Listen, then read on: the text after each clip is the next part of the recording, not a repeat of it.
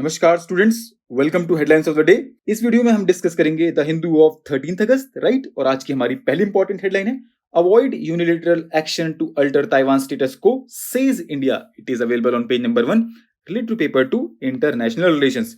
In this article हमें जानना है ताइवान क्राइसिस के बारे में, इसके कॉजेज क्या थे, रिपरकशंस क्या थे, India stand on Taiwan crisis. तो अगर हम इमीडिएट कॉजेज की बात करें तो यूएस हाउस स्पीकर पहुंची थी ताइवान में डिस्पाइट चाइना स्ट्रॉन्ग अपोजिशन, ठीक।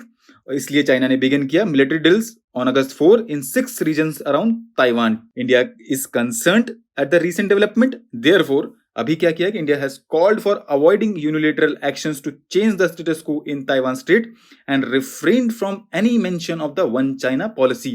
इंडिया प्रमोट करता है टाइज विद ताइवान, कौन से एरियाज में? Trade, investment, tourism, culture, education and people to people exchanges, ठीक। Our next important headline is Center to file review petition on eco-sensitive zones in Supreme Court. It is available on page number 5 related to paper 3 environment section. In this article, we have to know what are the eco-sensitive zones, significance of these zones, issues around them, and Supreme Court's judgment on eco-sensitive zones and what lies ahead. अगर हम eco sensitive Jones के बारे में बात करें तो they are areas in India किसके द्वारा नोटिफाई किए जाते हैं? Ministry of environment, forest and climate change around the protected areas, national parks and wildlife sanctuaries. क्यों अनाउंस किए जाते हैं या क्यों नोटिफाई किए जाते हैं? To create some kind of shock absorbers to the protected areas by regulating and managing the activities around such areas, right. If you want to know more about Supreme Court judgment on eco-sensitive zones and issues around them and significance of these zones, तो link available है description में, ठीक। और next important headline is moving policy away from population control. ये available है page number 6 पे related to paper 3 economy section. In this article, we have to know about the findings of United Nations World Population Prospects 2022. What were the India's population at the time of independence? Challenges and opportunities of being the most populous country, demographic concerns of independent India, and suggest ways to handle them. ठीक, तो अभी recently क्या है कि United nation world population prospect 2020 report release हुई थी and it forecast India becoming most populous country bye 2023, ठीक। Surprising China with 140 crore population. अगर हम बात करें, इसका कंपैरिजन करें तो इंडिया की पॉपुलेशन इंडिपेंडेंस के टाइम पे तो इट इज 4 टाइम्स ज्यादा है, ठीक है, क्योंकि at that time it was 34 crore. अगर हम प्रेजेंट स्टेटस की बात करें तो India has 7.5% of world population. As per the latest world population prospects, India will reach 150 crore by 2030 and 166 crore by 2050, ठीक। If you want to know more about challenges and opportunities of being the most populous country, demographic concerns and findings of United Nations World Population Prospect, तो उसका link available है description में, right. Our next important headline is Electricity Bill Problematic Opposition. It is available on page number 8 related to paper 2 Polity and Governance section. In this article, we have to know about the Electricity Amendment Bill, its provisions, objectives, and why is it being opposed and what lies ahead. ठीक है, तो electricity amendment bill को हमने बहुत ही बेहतरीन तरीके से अपनी वेबसाइट पे कवर किया है और लिंक उसका हमने मेंशन कर दिया है डिस्क्रिप्शन में, ठीक। हमारी अगली इंपॉर्टेंट हेडलाइन है freebies are different from welfare schemes. It is available on page number 9 related to paper 2 Polity and Governance section. इस आर्टिकल में हमें जानना है what constitute freebies, should they be encouraged, issues linked to them and Supreme Court's observations on freebies. तो freebies के बारे में बहुत ही अच्छे से हमारे पास डिटेल्स अवेलेबल है, कहाँ पे? हमारी वेबसाइट पे, और उसका लिंक अवेलेबल है डिस्क्रिप्शन में, ठीक।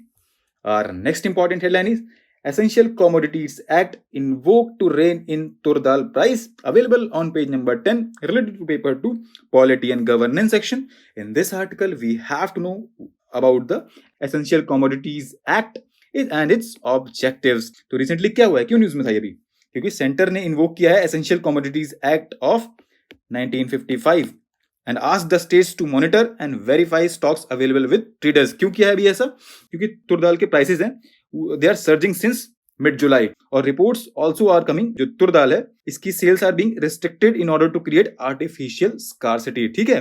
अगर हम एसेंशियल कमोडिटीज एक्ट 1955 की बात करें तो यूज किया गया है गवर्नमेंट के द्वारा to regulate the production, supply and distribution of whole host of commodities it declares as essential in order to make them available to consumer at fair prices. ठीक। और next important headline is Center begins schemes to rehabilitate beggars. Available on page number 10, related to paper 2, Polity and Governance section. In this article, we have to know about the SMILE initiative and its objectives. अगर हम SMILE initiative की बात करें तो it was launched by Ministry of Social Justice and Empowerment. क्यों? For comprehensive rehabilitation of persons engaged in begging in 75 identified municipalities as a part of celebrations of India's 75 years of independence. ये जो initiative है ये part है ministry के जो ongoing project है, smile project है। स्माइल का मतलब support for marginalized individual for livelihood and enterprise, for which जिसके लिए 100 crore has been allocated till 25-26। ठीक। हमारी लास्ट इंपॉर्टेंट हेडलाइन है आज की, government to enumerate people who clean sewers. It is available on page number 10, related to paper 2, Polity and Governance section.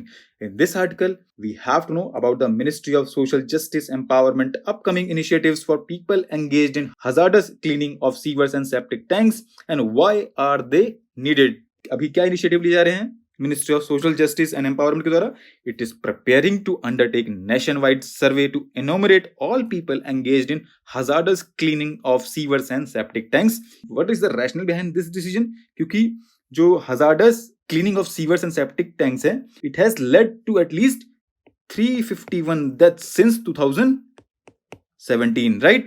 जो enumeration exercise है, it will be conducted across 500 Amrit cities. AMRUT cities मतलब Atal mission for rejuvenation and urban transformation. और जो initiative है it is a part of union government के जो national action plan for mechanised sanitation system, also known as NAMASTE.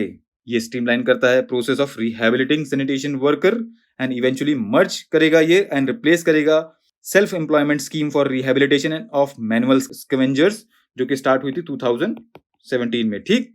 ये जो नमस्ते scheme है ये किसके द्वारा अंडरटेकन किया जा रहा है? Ministry of housing and urban affairs and ministry of social justice and empowerment. और इसका ऑब्जेक्टिव क्या है? It aims to eradicate unsafe sewer and septic tank cleaning practices, right?